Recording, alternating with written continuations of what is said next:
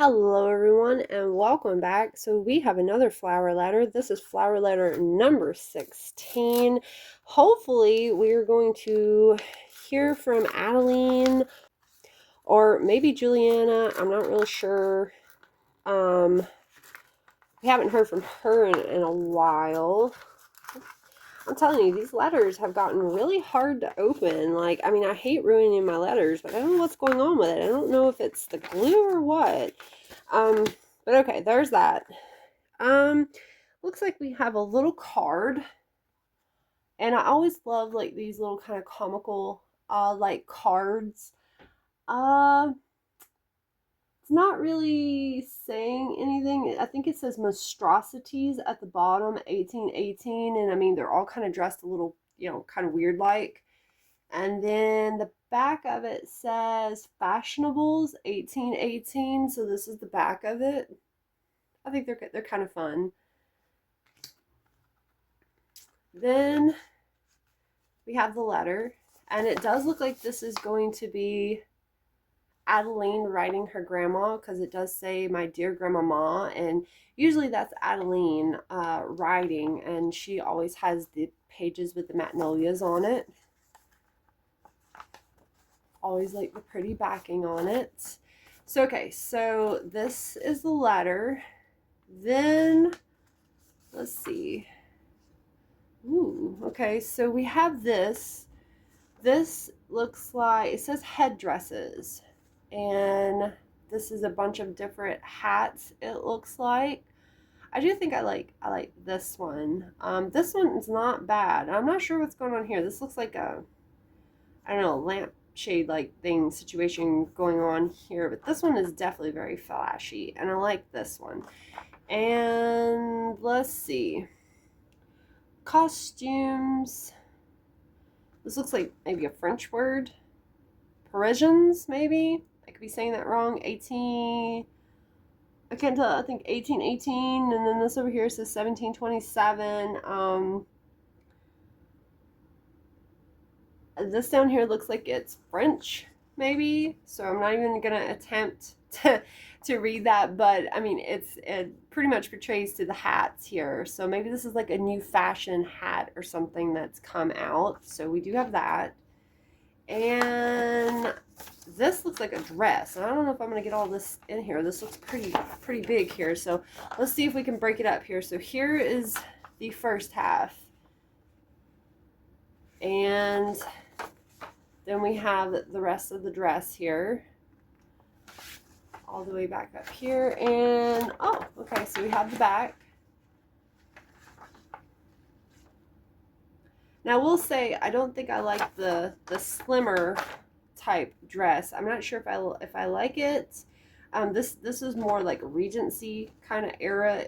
To me, that's like what it reminds me of. I think I kind of like this one a little bit, just because it bellows out a little bit. But you guys let me know which one you like better. But yeah, this is pretty cute. I love the like kind of scarf or shawl like thing she's got here. This is cute. There's nothing really written on it. It says the Glengarry habit is all that one says, and then that's pretty much it. So maybe in the letter, maybe it will tell. Maybe Adelaide went to Paris, or maybe she went to London with Liam, and maybe she has acquired a new fashion. So I suppose we will find out. We have about 2.5 pages. So hopefully she will be telling her grandmama, hopefully what's going on with her and Liam. I really hope so. So let's jump into this one. January 27th, 1818. Dear Grandmama, this week William is preparing to leave Winter Castle and travel to London for the season. Parliament resumes soon, and I only have a few more days with him. The thought of his leaving has left me quite undone. Josette departs for Paris soon as well, and I dread being left here alone. William has asked me to accompany him to London, but considering everything that has happened, I don't think I can. It has been 1 month exactly since I became Lady Windermere. I can't comprehend where the time has gone. Over the past month, I have striven to accelerate myself in being a wife, most especially striving to be one worthy of William. He continues to be extremely patient with me, and I feel he and I have recultivated something akin to the friendship we shared at Avery Abbey last year. William has devoted hours on end to Josette and my own entertainment and happiness during our holiday celebrations. Delighting us only seems to delight him even more, so one almost feels obliged to receive from him simply to bring him joy. He even gifted me the most beautiful pianoforte on Christmas Day. I was touched more than I can say, and I felt ruffled that I didn't have a gift for him in return. How he managed to secure one with so little time to prepare before our marriage eludes me. William assured me, however, that the gift of hearing me play again will be more than enough gift for him. In that moment, of course, I determined not to disappoint him. After all he has done for me, not even my scars can stop me from doing everything in my power to please him. In that regard, at least, in fact, I have been practicing for hours and hours each day, pushing myself further than I have dared since my accident in order to play for him. I was very pleased to inform you, Grandmama, that Friday last all my practicing proved worthwhile. After supper, William, Josette, and I were sitting together in the parlor when I saw my chance. Without even bidding or noticing from either of them, I took my place at the pianoforte. I was more nervous than I thought I would be, but after taking a few calming breaths, I shouldered on, as William would say. For the first time in more than 2 years, I played Mozart's 14th Symphony, first movement, which, if I remember correctly, is the very piece I played the first time William heard me play in London. Something truly miraculous happened then, Grandmama. When I finally finished, I realized that somewhere during the middle of the piece, I lost myself in the music the way I used to, as though I had never stopped playing at all these past 2 years. There was something right and wonderful in that recognition that made me believe I had won no small victory over myself. All that paled in comparison to the way I felt when I became aware of my surroundings again and I met William's gaze. Dearest Grandmama, I don't know precisely what the look in his eyes meant, but I know I wanted to see it there every time he looks at me for the rest of my life. Each time I have played for him since, I have, and each time I see it there, the desire to have a true marriage with William, not one in name only, grows stronger. Indeed, this desire has been playing upon my mind so heavily the closer I get to having to bid him farewell. I have often found myself wishing in my room only to dissolve into the most ridiculous watering pot. Josette has noticed the change in me and suggested we take the carriage into Kendal to visit the dress shop there. Since she is preparing for Paris, and because I have been borrowing her dresses, mine are still in Bath with Finn and Juliana. Since we are regularly the same size, we were both in desperate need of some new dresses.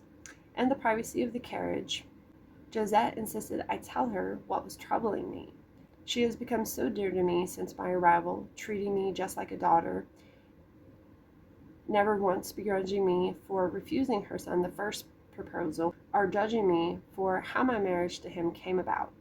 Consequently, I broke down and told her how I learned that due to my foolishness and the particular beginnings of our marriage, William and I can never find our way to a life of love and happiness. Josette's answer was both unexpected and peculiar. She said she hadn't thought to hear such fears coming from Father Arden's granddaughter. When I asked what she meant, she said that considering your rocky background with Grandpapa, she would have thought such things wouldn't worry me so. Still, I didn't understand her meaning. This is when she told me a story I am sure I've never heard before. As we browsed the dressmaker's latest fashion plates from Paris, Josette has impeccable taste, I must say. She told me you hardly knew Grandpapa when you married him, that in fact, Grandfather Avery had as good as sold your hand in marriage to Grandpa Avery without a single word to you on the matter, and that at the time Avery Abbey was on the verge of ruin. In exchange for the amount of money he needed to save it, he, to put it mildly, traded you to Grandpapa. I could hardly believe it. You and Grandpapa always seemed so in love. When I explained this to Josette, she told me you didn't love Grandpapa when you married him, but in fact despised him for the first 3 years of your marriage because of how your marriage had come about.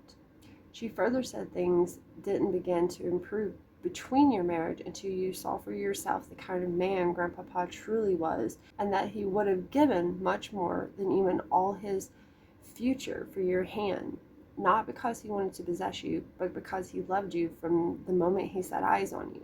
Walking along the shore like a fairy in the mist near where Magnolia Grove now stands, being only a merchant's son, however, he knew that Grandfather Avery wouldn't allow his only daughter to marry the likes of him without proper financial incentive. Then Josette told me that Grandpapa had intended to win your love before offering for your hand, but that your father's finances were so desperate he intended to marry you off to a much less wealthy gentleman. So Grandpapa acted before it was too late. Josette said it wasn't buying you so much as he was buying himself the time to woo and win your heart, which he patiently did over the first 3 years of your marriage, despite your best efforts to discourage him. By the end of her story, we'd finished our shopping and were back in the carriage.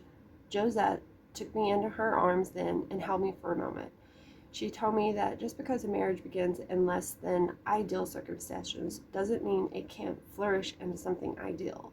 Then she kissed my cheek and told me if ever it has seemed two people with more potential for a flourishing marriage, it was William and myself. I wonder why you never told me about the beginning of Grandpapa's and your marriage. I had gathered from your stories of great-grandfather Avery that he was something of a tyrant, and I saw his influence upon my own father, who spent a great deal of time with him as his future heir. But I didn't know your father cast you off so casually in exchange for money. No wonder you insisted on raising me at Magnolia Grove when father rejected me. I am thankful that Grandpapa Arden was the one who came to your aid, as I am that William to mine. Indeed, judging from the stories you did share with me of Grandpapa, the two men are very alike in many ways. I am indebted to Josette for her attempts to bestow my confidence, but despite the similarities in our stories, I dare not hope for the same outcome in my own marriage. Unlike you, I have much to conceal. If my William ever learns of it, he will have much to forgive. Still, late at night, when there is only a door separating me from the comforting arms of my husband, it is very hard to extinguish such hopes. As for now, the best I can do is strive to make William as happy as it is within my power to do, and most importantly, to never give him reason to regret marrying me. Thanks to Josette's keen eye for fashion, I think at least in my new wardrobe as Lady Willowmere, I would bring no shame upon him. Your affectionate granddaughter, Adelaide Magnolia. So you guys know that I always tell you that down here in red that you can go to the flowerletters.com webpage, and you can get on there and you can learn more about the letters. You can look at the letters, what all they have. You can learn more. They have like a learning page that you can get on. So any words that was highlighted or anything, it will tell you. This one just says more about the Regency era fashion. So this one's just going to tell you more about the fashion, which is probably, where we got like the little fashion plates here of the hats. And then of course, we got the dress and stuff. So you guys let me know what you think about this letter. Once again, we're moving forward in this relationship, but we're still, we've got those kind of mysteries there, but it is kind of giving us a glimpse into their marriage. I do hope that it is going to get better, and that William is going to find out about this, and that it's going to be so tragic, and But I think he's going to take it better than what she thinks anyway. But yeah, you guys do let me know. Leave it in the comment what you think is gonna happen. Hopefully, like I said, we've only got a couple of more letters. Um, we got a few more letters. We're making it through there slowly but surely. I need to get on it and I need to finish the rest of them. I'm dragging the suspense out. So I'm hoping that she will end up going to London with him and not just stay there by herself. I don't feel like that's a very smart thing to do, you know. I do still feel like there's trouble out there, you know.